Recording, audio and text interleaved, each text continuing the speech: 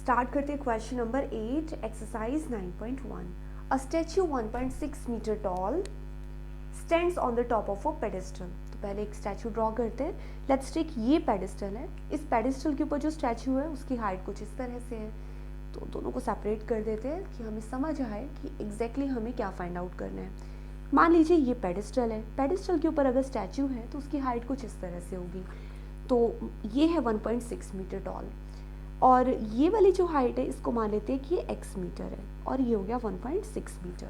ठीक है, आगे कहते हैं stands on the top of a pedestal from a point on the ground. अब ग्राउंड तो ये है, ग्राउंड के किसी पॉइंट से तो थोड़ा सा हम इसको ज्वाइन कर देते हैं। मान लीजिए इस पॉइंट से हम व्यू कर रहे हैं, क्या व्यू कर रहे हैं, the angle of elevation of the top of the statue. Statue का टॉप कहाँ पर है, ये स्टैच्यू है, स्टैच्यू का टॉप है ये वाला पॉइंट। जब इस पॉइंट से हम इस स्टैच्यू के टॉप पर देख रहे हैं तो इसको ज्वाइन कर देते हैं। ये जो एंगल बन रहा है, ये एंगल बन रहा है 45 डिग्री का, सॉरी 60 डिग्री का बन रहा है ना। ये एंगल हो गया 60 डिग्री का। अब इसी पॉइंट से देखो लिखा है ना, from the same point the angle of elevation of the top of the pedestal. इसी पॉइंट से अगर हम पेडेस्टल के टॉप पर देखते हैं तो यहाँ से पेडेस्टल का टॉप देखा, अब कौन सा एंगल बना, ये वाला एंगल बना है ना। इस लाइन के साथ साथ ये वाला एंगल बना, ये एंगल बन रहा है 45 डिग्री का। Find the height of the pedestal. कौन सा पेडेस्टल है, ये वाला पेडेस्टल है, हमें इसकी हाइट फाइंड आउट करनी है।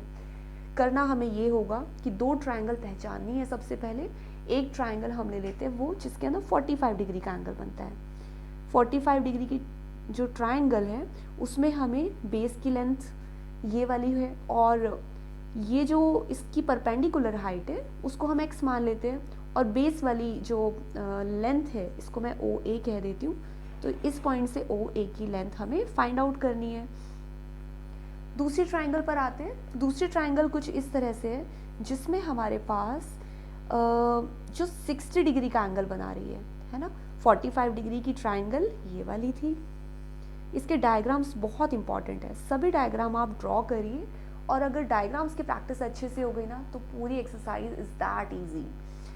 तो अब जो दूसरी ट्रायंगल है जिसमें 60 डिग्री का एंगल बनता है उसका बेस कहाँ है, ये बेस है, परपेंडिकुलर यहाँ तक है, देखिए ये पूरा परपेंडिकुलर है और हाइपोटेन्यूज ये वाला है।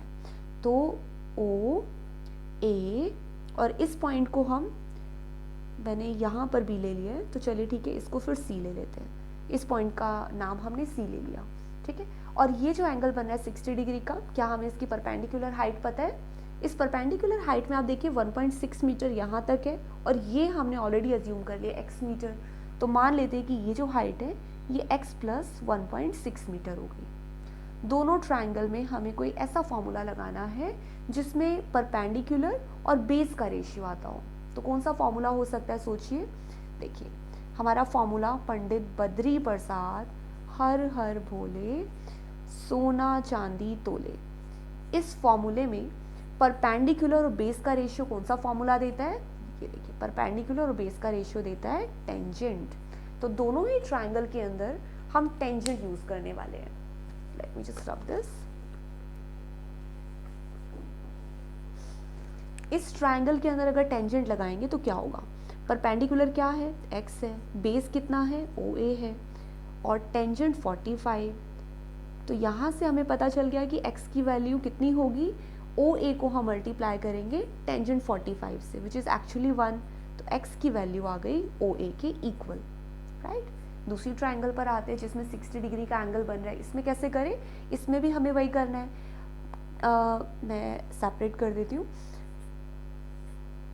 यहाँ पर भी अगर आप टेंजेंट लगाएंगे तो परपेंडिकुलर अपॉन बेस होगा। परपेंडिकुलर यानी x प्लस 1.6, बेस यानी OA equals tangent 60 degree, tangent 60। तो x प्लस 1.6 इक्वल टेंजेंट 60 यानी कि √3। तो यहाँ से आप OA को ऊपर मल्टीप्लाई कर सकते हैं, तो मैंने यहीं पर डायरेक्ट OA को मल्टीप्लाई कर दिया। तो x प्लस 1.6 की वैल्यू कितनी आ जाएगी, √3। OA ऑलरेडी हम चेक कर चुके हैं, यहाँ पर ये देखिए x के इक्वल है ना, तो हम यहाँ पर OA की जगह पर x रखेंगे। इससे होगा क्या, जब दोनों वैल्यूज़ हम आमने सामने रखेंगे ना तो x में कन्वर्ट हो जाएगा और आप x की वैल्यू आसानी से निकाल सकते हैं। ठीक है, एक वैल्यू जो हमने यहाँ से ऑब्टेन की हमने दूसरे के अंदर पुट कर दी। बस इसको सॉल्व करते जाएंगे। अब देखिए √3 x से बड़ा होता है ना, 1 से बड़ा होता है, तो हम इसे वहाँ ले जाते हैं, 1.6 को यहाँ छोड़ते हैं, √3x और x की वैल्यू यहाँ पर आई तो माइनस का x हो गया, तो यहाँ क्या बचा 1.6 इक्वल, दोनों में से आप x कॉमन लेंगे तो बचेगा √3 - 1। तो x की वैल्यू कैसे निकालेंगे, 1.6, ये जो पूरा का पूरा फैक्टर है √3 - 1 का, ये 1.6 को डिवाइड करेगा, तो यहाँ हो जाएगा √3 - 1 इक्वल्स x। अब x की तो वैल्यू हमने निकाली जो इस फॉर्म में आई। एक्चुअल में रिक्वायर्ड आंसर यही है, लेकिन हम इसे ऐसे छोड़ नहीं सकते हैं। जब हमारे डेनोमिनेटर में √3 आ रहा है तो इसे रैशनलाइज करना ज़रूरी है। आप इतना नोट कीजिए और ट्राई कीजिए कि आप इसे रैशनलाइज कर पाते हैं, और मैं भी इसे सॉल्व करके दिखाती हूँ। ठीक है,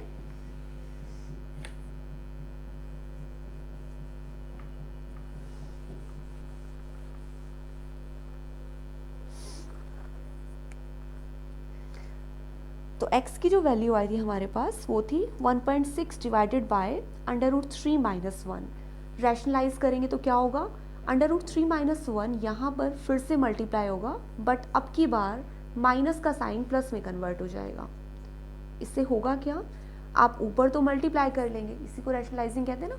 1.6 को मल्टीप्लाई किया √3 + 1 से, तो अभी मैंने मल्टीप्लाई किया नहीं है, सिर्फ उसको लिख दिया है, लेकिन नीचे आपको आइडेंटिटी दिख रही है a - b और a + की। वो आइडेंटिटी क्या कहती है, हमें √3 का भी स्क्वायर करना पड़ेगा और 1 का भी स्क्वायर करना पड़ेगा।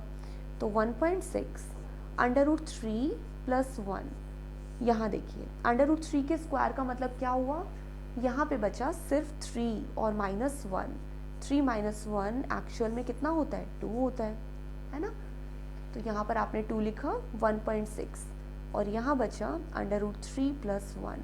अगर आप डिवाइड कर देंगे तो आंसर बचेगा 0.8 में। तो एक्चुअल आंसर कितना आया हमारे पास, 0.8 और ब्रैकेट में √3 + 1। तो ये जो आंसर हमारा आया है, आप आंसर को यहाँ छोड़ सकते हैं। अगर आप आंसर को इतने पर ही छोड़ देंगे तो आप मार्क डाउन हो जाएंगे।